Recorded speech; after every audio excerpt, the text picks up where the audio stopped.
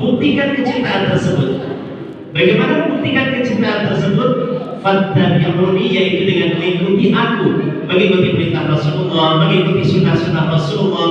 Ini merupakan bukti kecintaan seorang hamba kepada Allah Subhanahu wa Ta'ala, yaitu mentaati Rasulullah dan menghidupkan sunnah Rasul Sallallahu Alaihi Wasallam. Kemudian apa yang akan didapatkan kepada oleh seorang hamba ketika dia sudah menghidupkan sunnah Rasulullah? Yuhibbukumullah, kata Allah. Allah akan mencintai hamba tersebut. Wa yaghfir lakum dzunubakum, dan Allah akan mengampuni dosa-dosanya. Ayat ini hadirin sekalian dikatakan oleh Allah, ya, ini merupakan penjelasan dari Allah Subhanahu wa Ta'ala berapa sering ya seseorang mengaku cinta kepada Allah, cinta kepada Rasul Sallallahu Alaihi Wasallam, akan tapi ternyata di dalam kehidupan sehari-harinya jauh dari apa yang telah diperintahkan Allah dan Rasulnya. Berapa sering mengaku, dan seseorang hadirin sekalian tidak akan bisa masuk ke dalam surga kecuali dia mencintai pemilik surga. Siapa pemilik surga? Allah Subhanahu wa Ta'ala. Jadi seseorang tidak akan bisa masuk ke dalam surga kecuali dia mencintai pemilik surga, yaitu Allah, dan juga mencintai Rasul Sallallahu Alaihi Wasallam. Dan untuk membuktikan itu semua, kita harus hidup sesuai dengan manhaj Rasulullah, aturan Rasulullah, dan juga sunnah Rasul Sallallahu Alaihi Wasallam. Apa yang dimaksud dengan sunnah? Nah, ini penting sekali ya, untuk kita mengetahui apa yang dimaksud dengan sunnah. Kita sering mendengar kata sunnah Rasul. Jadi begitu ada orang yang mengatakan sunnah Rasul, biasanya langsung terbetik di benak kita adalah sunnah Rasul pada malam Jumat. Yang sebenarnya bukan itu ya. Jadi pada dasarnya apa yang dimaksud sunnah Rasul pada malam Jumat, yaitu pada dasarnya kurang tepat. Sunnah Rasul menurut definisi para ulama adalah ma'utifa ila Nabi Sallallahu Alaihi Wasallam, segala sesuatu yang disandarkan kepada Rasul Sallallahu Alaihi Wasallam, min qaulin, dari perkataan, au fi'lin atau perbuatan, au taqririn atau ketetapan, au wasfin atau sifat Rasulullah, khalqiyatin au khuluqiyah, baik itu sifat fisik Rasulullah atau akhlak Rasulullah. Ini yang dimaksud dengan sunnah.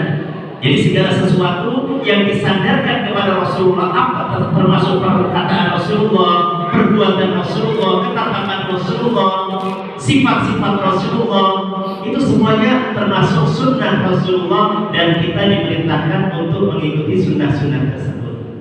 Pertanyaannya hadirin sekalian, kita sebagai umat Rasulullah sudah berapa persen sunnah Rasulullah kita praktekkan di dalam kehidupan kita? Ya. Makan minum kita apakah sudah sesuai dengan sunnah? Cara berpakaian kita sudah sesuai dengan sunnah? Tidur kita, ya, gerak-gerik kita, komunikasi kita, berbicara kita, apakah kehidupan kita sudah berapa persen kehidupan kita ini sudah sesuai dengan sunnah Rasul Sallallahu Alaihi Wasallam? Sementara kita tahu bahwasanya untuk membuktikan kecintaan seorang hamba akan kecintaannya kepada Allah, yaitu dengan mengikuti sunnah-sunnah Rasul Sallallahu Alaihi Wasallam. Oleh karenanya hadirin sekalian dimuliakan oleh Allah, penting bagi kita untuk bersama-sama belajar mengetahui sunnah Rasul Sallallahu Alaihi Wasallam, kemudian kita berusaha untuk mempraktikkannya di dalam kehidupan kita. Ya. Jadi ilmu yang paling baik itu adalah ilmu yang bisa kita praktekkan, bukan hanya menambah pengetahuan atau menambah wawasan, bukan. Jadi ilmu yang paling baik itu adalah ilmu yang bisa menjadi keyakinan kita dan bisa kita praktekkan di dalam kehidupan kita sehari-hari. Oleh karena pada malam hari ini kita akan belajar ya, sebagian dari sunnah Rasulullah di dalam kehidupan kita sehari-hari. Kemudian kita lihat sudah berapa persenkah kita mengamalkan sunnah Rasul Sallallahu Alaihi Wasallam tersebut. Yang pertama hadirin sekalian, sunnah di dalam makan dan minum kita. Jadi makan minum ini pada dasarnya hukumnya adalah mubah, boleh. Tapi Rasul Sallallahu Alaihi Wasallam mengajarkan kepada kita adab-adab makan dan minum. Ya. Dan apabila kita mengikuti adab-adab tersebut, maka insya Allah makan minum kita ini akan mendapatkan pahala. Makan minum kita ini akan menjadi keberkahan. Makan minum kita ini akan menjadikan tubuh kita sehat. Ya. Kalau kita mengikuti adab-adab yang diajarkan oleh Rasul Sallallahu Alaihi Wasallam. Di antara adab makan dan minum yang diajarkan oleh Rasulullah, yang pertama hadirin sekalian adalah makan dan minum, yaitu memulai makan dan minum dengan mengucapkan Bismillah. Ya. Di dalam sebuah hadis Rasul Shallallahu Alaihi Wasallam berkata, "Samillah, ya, ucapkanlah Bismillah." Jadi sebelum makan. Kemudian di dalam sebuah hadis juga beliau mengatakan, "Idza akala ahadukum falyadhkur ismallahi alaihi." Apabila salah seorang di antara kalian makan, maka hendaklah dia mengucapkan Bismillah. Ya, Bismillah dengan menyebut nama Allah, saya makan. Kenapa kita diperintahkan untuk mengucapkan Bismillah sebelum makan? Ini alasannya luar biasa, hadirin sekalian. Rasulullah mengatakan, "Idza dakhala ar-rajulu baitahu fadzakarallaha inda dukhulihi wa inda ta'amihi." Apabila seorang masuk ke dalam rumahnya, kemudian ketika masuk dia menyebutkan nama Allah, dia berzikir kepada Allah, dan sebelum makan dia juga menyebutkan nama Allah, mengucapkan Bismillah. Qala syaitanu li ashabihi, maka syaitan akan berkata kepada sahabat-sahabatnya, "La mabita lakum wa la asya." Tidak ada tempat bermalam bagi kalian dan juga tidak ada makan malam bagi kalian. Ini hikmah yang sangat luar biasa. Ketika kita makan dan minum mengucapkan Bismillah, maka syaitan tidak akan bisa makan dan minum bersama kita. Dan sebaliknya, ketika seorang hamba makan dan tidak mengucapkan Bismillah atau minum tidak mengucapkan Bismillah, maka syaitan akan ikut makan dan minum bersama kita. Ya. Dan kalau kita makan dan minum dibarengi oleh syaitan, ya, dibersamai oleh syaitan, ini hilang keberkahan makan dan minum kita. Begitu juga ketika kita masuk ke dalam rumah kita. Ya. Jadi hadirin sekalian, misalnya kita pulang dari masjid, kemudian masuk ke dalam rumah. Ketika kita masuk ke dalam rumah dan kita tidak mengucapkan salam misalnya, atau tidak berzikir kepada Allah, atau mengucapkan Bismillah, maka syaitan itu akan ikut masuk ke dalam rumah kita. Ya. Begitu juga anak istri kita keluar masuk rumah, tidak mengucapkan salam, tidak berzikir kepada Allah, maka syaitan akan ikut masuk bersama orang tersebut ke dalam rumahnya. Oleh karena di dalam hadis ini Rasul Shallallahu Alaihi Wasallam menjelaskan kepada kita, apabila ada seseorang yang masuk ke dalam rumahnya, kemudian tidak mengucapkan Bismillah, kemudian sebelum makan dia tidak mengucapkan Bismillah, maka syaitan akan berkata, kalian mendapatkan tempat tidur dan kalian mendapatkan makan malam. Ini penting hadirin sekalian, ya, untuk kita bersama-sama mempraktekkan sunnah ini. Dan ini juga menunjukkan bahwasanya syaitan ini memiliki kebiasaan yang sama dengan manusia. Ya. Jadi syaitan ini membutuhkan makan dan minum. Syaitan juga membutuhkan tempat tinggal. Ya. Jadi aktivitas syaitan itu sama dengan aktivitas manusia. Ya. Jadi syaitan itu akan makan, mencari orang-orang yang ketika makan tidak mengucapkan Bismillah. Jadi kalau misalnya di dalam satu rumah semua kebiasaannya itu mengucapkan Bismillah sebelum makan, maka syaitan itu akan keluar mencari orang yang tidak mengucapkan Bismillah sebelum makan. Karena disitulah makannya syaitan. Ya. Begitu juga disitulah minumnya syaitan. Ya. Ini menunjukkan bahwasanya syaitan ini juga butuh makan dan minum. Syaitan juga butuh tempat tinggal. Syaitan juga buang hajat. Ya. Jadi syaitan itu juga buang hajat. Karena semua yang makan minum itu juga akan buang hajat. Dia juga buang angin, buang air kecil. Ya. Ini sebagaimana disebutkan di dalam sebuah hadis, ya. Nabi Shallallahu Alaihi Wasallam berkata, apabila ada seorang laki-laki yang dia tidur kemudian sampai pagi dan tidak bangun malam untuk sholat, maka pada dasarnya syaitan itu telah kencing di telinganya. Ya. Jadi telinganya itu sudah dikencingi oleh syaitan. Siapa di antara kita ini yang sering dikencingi di telinganya oleh syaitan? Semua kita tahu, ya, dan merasa mungkin. Ya, jadi menunjukkan bahwa syaitan itu juga buang air kecil, dan buang air kecilnya itu di telinga orang-orang yang tidur. Makanya kalau sudah dikencingi oleh syaitan, maka dia berat sekali untuk bangun malam untuk melakukan sholat. Ya. Makanya hadirin sekalian dilakukan oleh Allah, ya, ini harus kita sadar ketika kita ini malas untuk bangun malam atau malas untuk sholat malam, inginnya tidur terus, berarti syaitan itu sedang kencing di telinga kita. Ya. Jadi ini menunjukkan bahwasanya syaitan dengan iblis ini beda, ya. Jadi kalau syaitan ini beranak pinak, dia memiliki keluarga, memiliki keturunan, berbeda dengan iblis. Syaitan itu mati, ya. Dia mati, berbeda dengan iblis. Kalau iblis tidak mati sampai hari kiamat, karena dia minta izin kepada Allah Subhanahu Wa Taala ketika iblis yang diusir oleh Allah karena tidak mau sujud kepada Nabi Adam. Iblis minta izin kepada Allah untuk dibiarkan hidup sampai hari kiamat. mencari bala tentara sebanyak-banyaknya, mencari manusia-manusia yang siap untuk menjadi anak buahnya iblis, ya, untuk menjadi teman iblis di neraka. Dan ternyata diizinkan oleh Allah Subhanahu wa taala iblis tidak mati sampai hari kiamat. Adapun syaitan, anak buahnya iblis, ya, atau jin-jin yang jahat, mereka beraktivitas sama dengan aktivitas manusia dan mereka juga mati. Jadi yang tidak mati itu adalah iblis. Kalau syaitan itu mati, ya, dia memiliki ajal.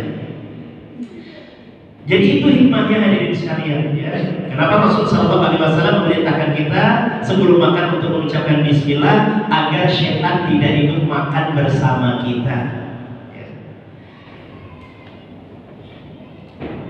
Bahkan Rasulullah mengatakan, fa'in nasya, apabila dia lupa untuk mengucapkan Bismillah, falyaqul, hendaklah dia mengucapkan Bismillah awwalahu wa akhirahu. Ya, jadi Bismillah menyebutkan nama Allah awwalahu di awal makan, wa akhirahu dan akhir makan. Ya. Jadi kalau kita lupa untuk mengucapkan Bismillah, maka kita jangan meninggalkan begitu saja. Masih ada doa cadangan dari Rasul Sallallahu Alaihi Wasallam, yaitu Bismillah awwalahu wa akhirahu. Karena hadirin sekalian, ini adalah sunnah yang sangat ringan sekali sebenarnya untuk kita lakukan. Tapi kita ini sering lupa, ya. Karena mungkin kebiasaan kita sebelum makan ini tidak memperhatikan untuk berdoa atau membaca Bismillah. Kita sering lupa untuk mengucapkan Bismillah. Kenapa kita sering lupa? Karena syaitan itulah yang selalu berusaha dengan berbagai macam cara agar kita ini tidak mengucapkan Bismillah. Kita sudah mengambil makanan, sudah mengambil nasi, sudah mengambil sayur, ya. Tiba-tiba kita melihat anak kita, akhirnya kita berbicara dengan anak kita dan lupa untuk mengucapkan Bismillah. Sebelum makan ada HP, kita melihat HP kita, lupa untuk mengucapkan Bismillah, ya. Karena ini adalah trik-triknya setan agar kita tidak mengucapkan Bismillah. Karena kalau kita mengucapkan Bismillah, setan tidak bisa makan bersama kita. Oleh karenanya, untuk membiasakan sunnah Rasul Sallallahu Alaihi Wasallam ini perlu untuk diniati, perlu untuk diingat-ingat, ya. Jadi ketika kita makan, tidak makan, kita harus berkata di dalam hati kita, insya Allah saya makan ini akan mengucapkan Bismillah. Ini harus diniati, karena syaitan itu tidak pernah lupa untuk menggoda kita agar kita lupa untuk membaca Bismillah. Baik, itu yang pertama hadirin sekalian, ya, sunnah yang pertama yaitu membaca Bismillah sebelum makan. Pernah ada seorang laki-laki makan di hadapan Rasulullah dan dia tidak mengucapkan Bismillah. Kemudian ketika makanannya itu tersisa satu suap, dia berdoa Bismillah awwalahu wa akhirahu. Ya, jadi laki-laki ini tidak mengucapkan Bismillah ketika makan. Tapi ketika makan itu adalah suapan yang terakhir, dia mengucapkan Bismillah awwalahu wa akhirahu. Melihat hal tersebut, Rasulullah Shallallahu Alaihi Wasallam langsung tertawa. Kenapa tertawa? Karena Rasulullah melihat syaitan itu muntah-muntah, ya. Jadi semua yang ia makan bersama orang tersebut itu semuanya keluar dari perutnya syaitan, ya. Rasulullah tertawa, ya. Makanya kalau ingin menyiksa syaitan, begitu caranya, ya. Kita makan, ya, tidak mengucapkan Bismillah. Begitu setinggal suapan terakhir, kita mengucapkan Bismillah, maka syaitan itu akan memuntahkan semua yang ia makan. Jadi makanya Rasulullah ini tertawa ketika melihat hal tersebut. Kemudian selesai makan, kita disunnahkan untuk mengucapkan Alhamdulillah, ya. Jadi Alhamdulillah atau doa yang diajarkan oleh Nabi Sallallahu Alaihi Wasallam, Alhamdulillahilladzi at'amani hadzal ta'am wa razaqanihi min ghairi haulin minni wala quwwah. Kata Rasulullah, barang siapa yang makan kemudian selesai makan dia membaca doa ini, ghufira lahu ma taqaddama min dhanbi, maka akan diampuni dosa-dosa yang telah lalu. Ini luar biasa, ya. Doa setelah makan Alhamdulillah, ya. Atau Alhamdulillahilladzi at'amani hadzal ta'am. Ya, segala puji bagi Allah yang telah memberikan makan kepadaku dengan makanan ini. Wa razaqanihi min ghairi haulin minni wala quwwah, dan memberikan rezeki kepadaku tanpa ada daya upaya dariku, ya. Ini menunjukkan kesyukuran kita kepada Allah akan nikmat makanan dan minuman yang sudah kita makan. Jadi sebelum makan Bismillah, selesai makan kita bersyukur kepada Allah dengan mengucapkan Alhamdulillah. Karena makanan, bagaimanapun itu bentuknya, bagaimanapun itu rasanya, itu adalah rezeki dari Allah. Itu adalah nikmat dari Allah. Oleh karena kita dilarang untuk mencela makanan, ya. Kita dilarang untuk komentar makanan. ah ini apa, asin, tidak ada rasanya, ini makanan setiap hari ini terus, ya. Jadi kita tidak boleh mencela makanan. Makanya di dalam sebuah hadis, ma'aba Rasul sallallahu alaihi wasallam ta'aman qat. Ya, Rasulullah itu tidak pernah mencela makanan, tidak pernah komentar makanan. Berbeda dengan kita, ya. Kita ini suka sekali komentar makanan, ya. Kita melihat telur, ya, begitu kita rasa asin. Ini telur apa garam, ya, bentuknya telur tapi rasanya garam, gitu, ya. Jadi kita komentar makanan, ya. Jadi Rasul sallallahu alaihi wasallam tidak pernah sama sekali komentar makanan. Ini sytahahu akal. Apabila Rasulullah suka, Rasulullah akan makan. Wa in karihahu tarak. Apabila Rasulullah tidak suka, Rasulullah tidak memakannya. Ya. Jadi simpel kehidupan Rasulullah. Jadi kalau Rasulullah suka makanan tersebut, beliau makan.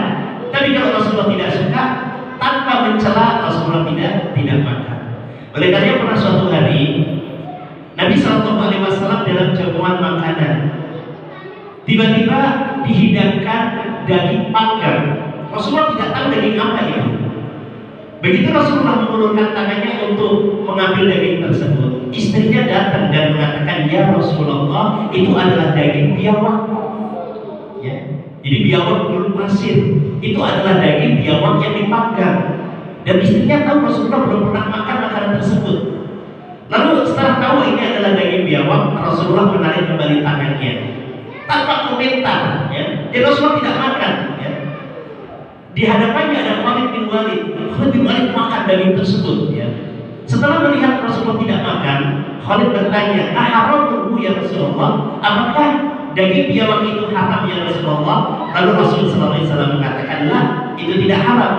Walakin ajiduni anafuhu." Akan tapi aku mendapati diriku tidak bisa makan, ya. Mungkin agak jijik atau apa, tapi Rasulullah tidak bisa makan ketika tahu bahwa itu adalah daging biawak, ya.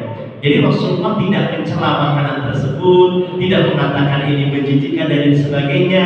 Jadi kalau Rasulullah suka, Rasulullah makan. Kalau tidak suka, Rasulullah tidak makan. Jadi ini ya, hadirin sekalian, kita harus mengintrospeksi diri kita, ya. Mungkin kita sering mencela makanan, mengomentari makanan, ya. Kita bisa beli di GoFood, ya. Ketika makanannya datang, ini sudah mahal, nggak ada rasanya lagi. Ini sudah mahal, rasanya tidak enak lagi. Itu termasuk mencela makanan, ya. Jadi kenapa kita dilarang mencela makanan? Karena makanan ini adalah nikmat dari Allah, rezeki dari Allah. Dengan kita mencelanya, berarti kita mencela nikmat Allah, ya. Ini sunnah yang kedua, ya. Kita tidak boleh mencela makanan apapun itu bentuknya, kecuali kalau memang kita disuruh makan untuk berkomentar. Misalnya ada istri kita sementara puasa bayar hutang misalnya, kemudian dia masak, dia panggil suaminya, "Pak, tolong cicipi," ya.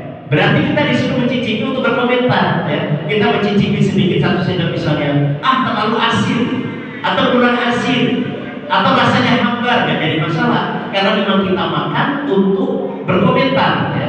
Tapi kalau misalnya kita tidak mau komentar, asin kita katakan sudah enak, hambar kita rasakan tidak enak, ya ini tidak pas. Nggak jadi masalah kalau memang kita makan memang tujuannya untuk berkomentar, ya. Itu tidak mencela, itu tidak mencela. Kemudian sunnah yang selanjutnya hadirin sekalian,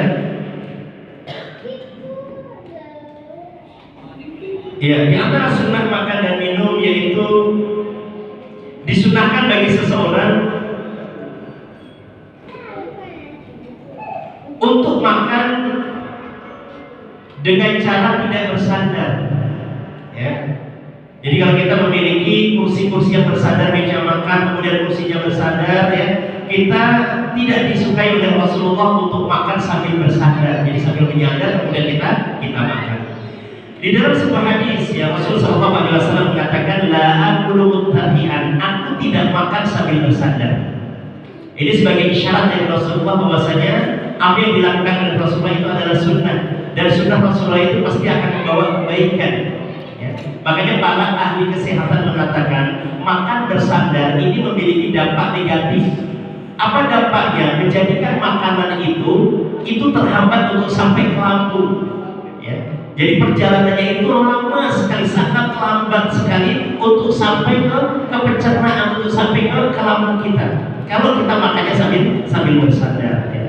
Jadi kadang-kadang seorang itu makan, yang makannya itu agak cepat, tapi dia sambil bersandar. Itu biasanya didapati perutnya itu agak terasa terasa sesak, terasa penuh. Ya. Karena perjalanan makannya itu sangat lambat sekali untuk masuk ke dalam lambung. Ya. Jadi di antara hikmah yang dikatakan oleh sebagian ahli kesehatan yang meneliti sunnah Nabi Shallallahu Alaihi Wasallam ini, ternyata dari segi kesehatan makan dengan bersandar ini tidak baik untuk kesehatan. Kemudian di antara sunnah hadirin sekalian, ketika kita makan untuk tidak membiarkan makanan itu tersisa walaupun hanya satu butir nasi. Ya. Makanya di antara sunnah Rasulullah ketika kita makan, ini kita tidak mencuci tangan kita sebelum kita mencilatinya. Jadi mungkin ada sisa-sisa makanan di tangan kita. Kita sunnahnya untuk mencilati jari-jari kita. Atau misalnya di piring kita, ini masih ada sisa-sisa makanan, ini juga disunahkan untuk membersihkan piring tersebut dan tidak menyisakan makanan sama sekali. Apa hikmahnya? Nah ini Rasul Shallallahu Alaihi Wasallam menjelaskan hikmahnya kepada kita. Kenapa kita tidak boleh untuk menyisakan makanan atau membiarkan makanan itu terbuang? Beliau mengatakan, ada Rasul Shallallahu Alaihi Wasallam amar bil akil asabi was-saffah. Jadi Nabi Shallallahu Alaihi Wasallam memerintahkan umatnya untuk menjilati jari-jari dan juga tempat piringnya, ya, atau tempat makanannya. Jadi kalau kita misalnya makan di rumah makan atau di restoran, kan jadi masalah ya, piringnya kita jilati sebelum kita berikan kepada pelayan. Ini sunnah ya. Ini mengamalkan sunnah ya, untuk menjilati jari-jari dan juga piring. Waqala, kemudian Rasulullah menyebutkan sebabnya, innakum la tadruna fi ayyi ta'amikumul barakah, karena sesungguhnya kalian tidak tahu di bagian makanan yang manakah keberkahan itu akan turun. Ya. Jadi ketika kita ini makan satu piring, tidak semua butir nasi ini semuanya berkah, ini tidak.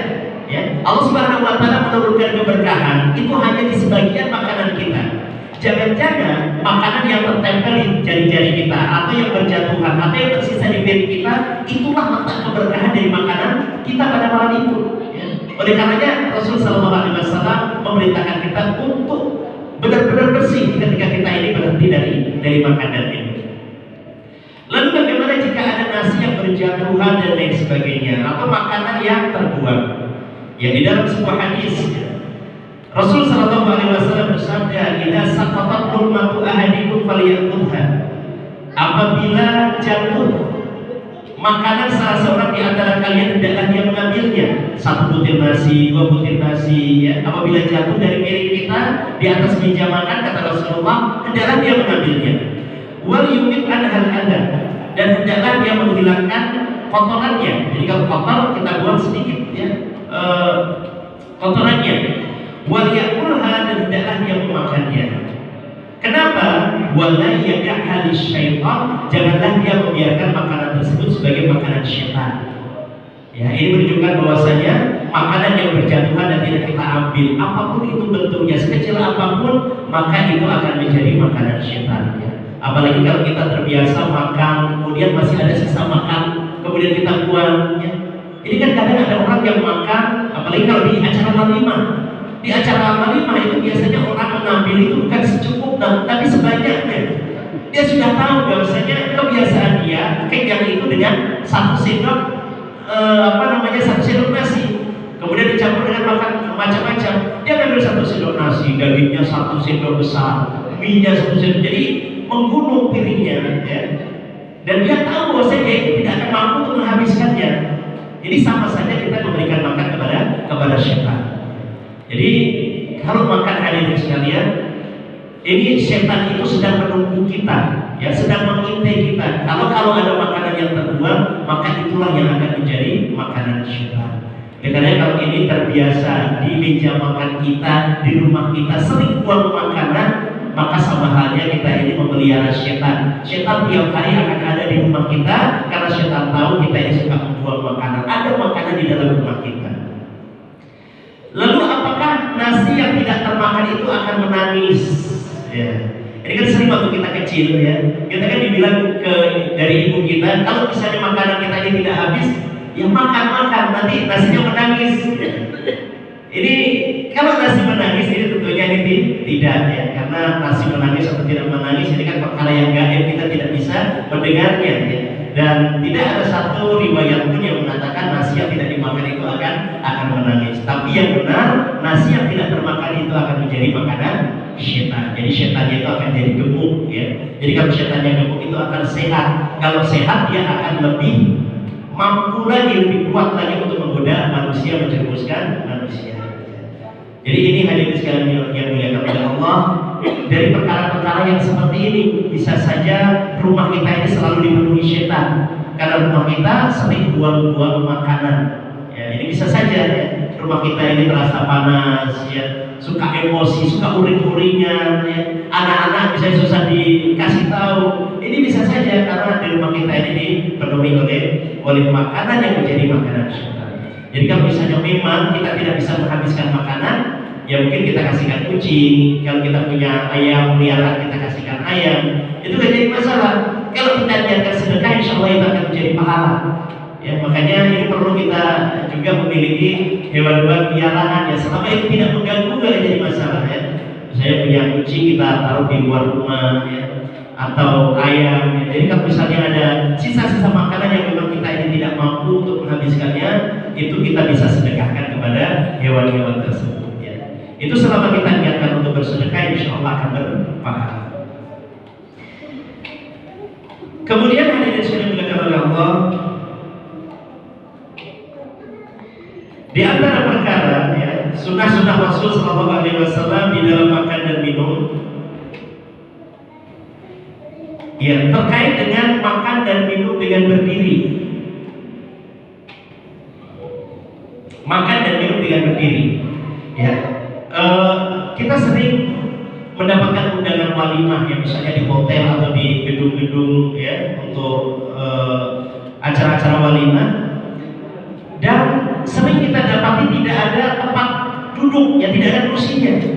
Kadang-kadang kita bingung ya, kita mau makan ya, semua orang berdiri makannya, tidak makan lapar ya, tidak makan makanan enak, mubazir ya, kita sudah mengisi amplop masa tidak makan ya.